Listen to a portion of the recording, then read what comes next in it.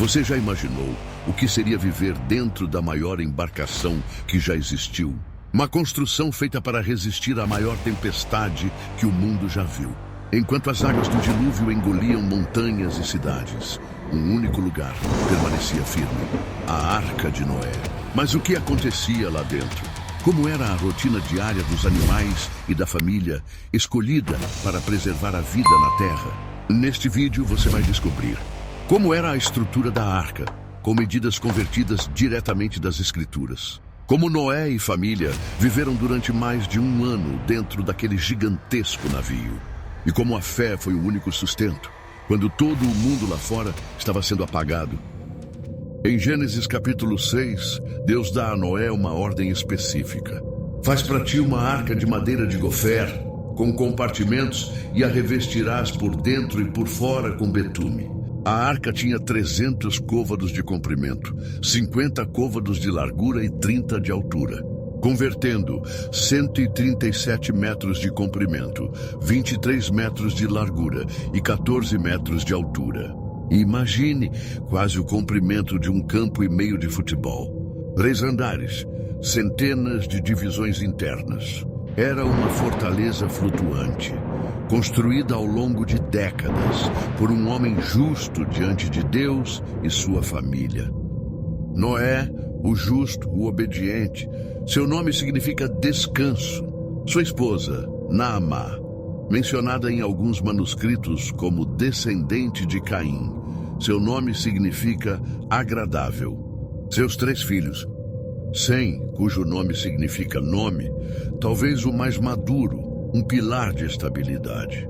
Cam, que significa quente ou escuro, energético, direto, executor. Jafé, que significa amplitude ou beleza, observador, sensível. E suas esposas, mulheres anônimas nos textos, mas de papel vital. Elas ajudavam a alimentar os animais, manter a ordem e preservar a fé e a esperança no meio da tempestade.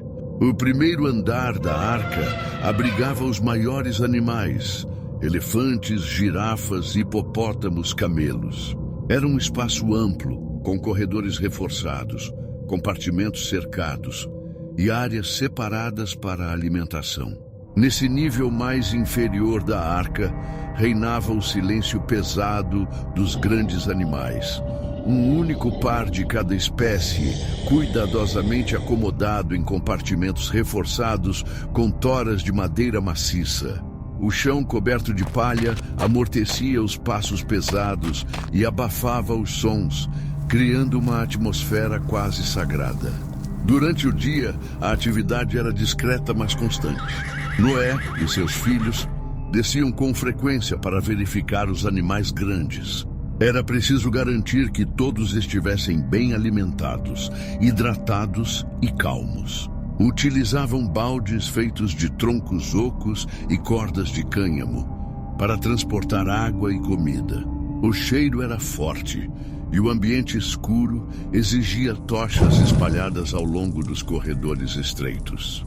As divisórias, feitas com tábuas resistentes, serviam para manter os animais separados, mas o som de uma trombeta de elefante ou o mugido grave de um boi atravessava a madeira e ecoava por toda a estrutura.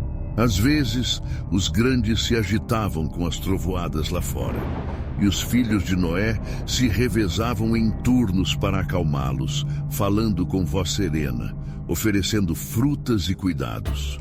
Mesmo ali, no nível mais bruto da arca, havia sinais de convivência e até de afeto. Uma girafa se inclinava curiosa para observar os homens. Um camelo balançava a cabeça ao ouvir passos familiares. Era um pacto de sobrevivência silencioso. No segundo andar ficavam os animais de porte médio: leões, zebras, ursos, lobos, cabras, cervos. Cada espécie tinha seu espaço, com áreas sombreadas e pontos de ventilação. Nesse andar, o clima era mais agitado. Aqui, a diversidade de espécies médias dava movimento constante ao ambiente. Antílopes, javalis, lhamas e centenas de outros pares ocupavam áreas organizadas com cercas e corredores. Este era o centro da logística: alimentação, higiene e organização. Um verdadeiro quebra-cabeça vivo. Sem janelas ou luz externa, o ambiente era iluminado por lamparinas a óleo. Havia trilhas estreitas entre os cercados para que os filhos e noras de Noé circulassem com cestos e baldes. A cada novo amanhecer, o grupo se dividia em tarefas. Alguns cuidavam da limpeza, outros da alimentação e outros ainda observavam sinais de doenças ou comportamentos estranhos. Um dos grandes desafios era manter a harmonia entre espécies diferentes. Algumas não se toleravam, outras formavam curiosas alianças. Era comum ver uma cabra repousando ao lado de um veado ou um par de porcos dividindo espaço com galinhas que escapavam do terceiro andar.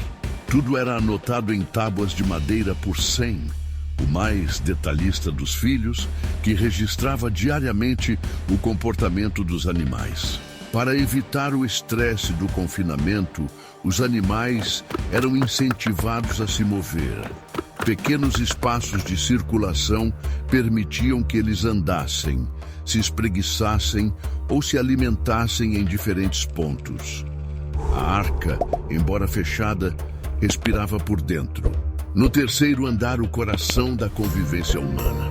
Ali estavam os quartos de Noé e sua família. Um espaço reservado para orações, preparo de alimentos e descanso. No topo da arca, mas ainda assim com apenas uma abertura no teto para o mundo exterior, estava o espaço dos humanos.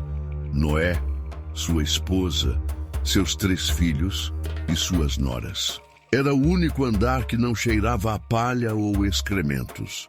O chão era limpo com frequência. As divisórias de madeira formavam cômodos improvisados. Uma área para repouso, outra para preparo dos alimentos, outra para as orações. A rotina começava cedo. A família acordava com o som dos animais do andar de baixo, como se a natureza tivesse substituído os galos. Após uma rápida refeição, geralmente feita de frutas secas, grãos e pães assados em fogareiros de pedra, dividiam-se para as tarefas do dia. As mulheres organizavam os alimentos, preparavam misturas para os animais do segundo nível, limpavam utensílios e costuravam roupas. Os homens cuidavam das visitas aos andares inferiores, da manutenção estrutural da arca e dos registros em tábuas de madeira. Mas havia também momentos de pausa. No centro do nível superior, havia uma área mais espaçosa onde a família se reunia para tocar instrumentos rudimentares, contar histórias e relembrar os dias antes do dilúvio. Ali, entre as sombras suaves de uma tocha e o som de uma lira feita à mão, nasciam risos, orações e esperança. Os animais de pequeno porte, gatos, cães, galinhas, coelhos, circulavam livremente neste andar. Muitos se aproximavam das crianças. Outros dormiam enrolados ao pé das camas improvisadas com peles e panos. A convivência com os animais domésticos trazia conforto e um senso de normalidade à vida no confinamento. A vida na arca era regida pela rotina, pela necessidade e, acima de tudo, pela fé. O som constante da água do lado de fora lembrava a todos que o mundo como conheciam estava sendo lavado. Mas ali dentro, naquela estrutura toda feita de madeira escura, pulsava a resistência da criação. Não havia janelas, nem luz do sol. Tudo era feito com o que haviam trazido: alimento, água, ferramentas e esperança.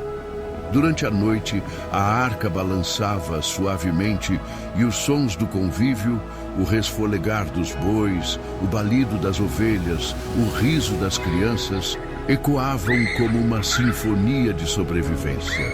A cada novo dia, A família se perguntava: quanto tempo mais? Mas mesmo sem a resposta, persistiam.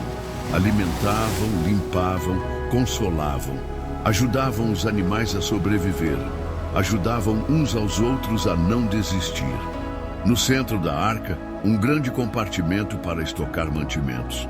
Frutas secas, grãos, raízes, água armazenada.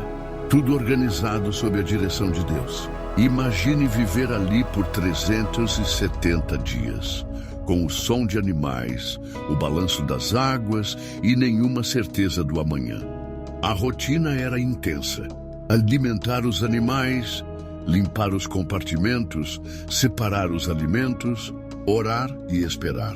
E mesmo assim, não houve reclamações registradas porque havia propósito.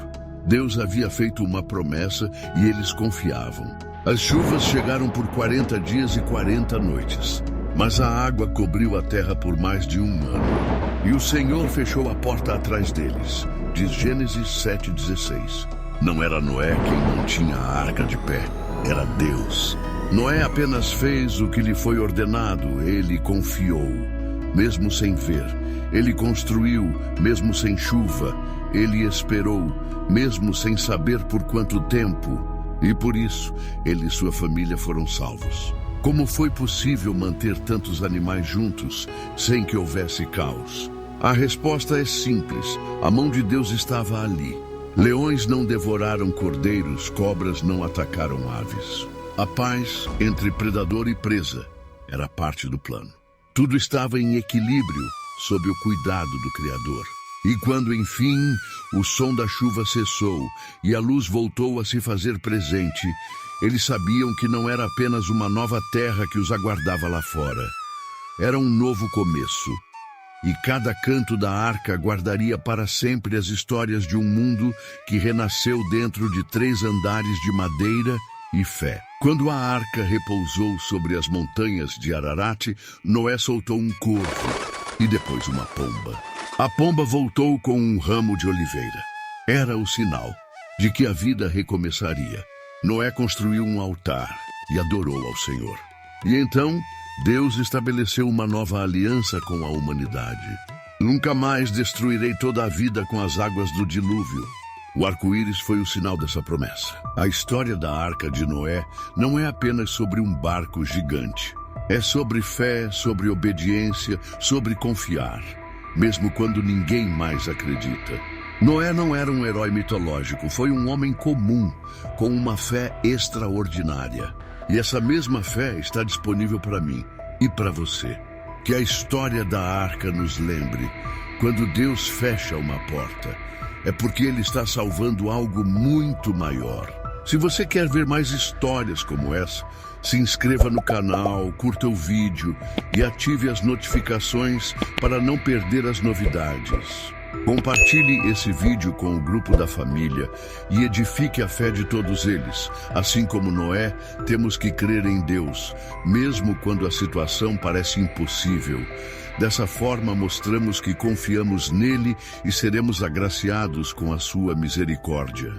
Fortaleça sua fé com o livro devocional que está na descrição do vídeo. Busque a Deus enquanto se pode achar.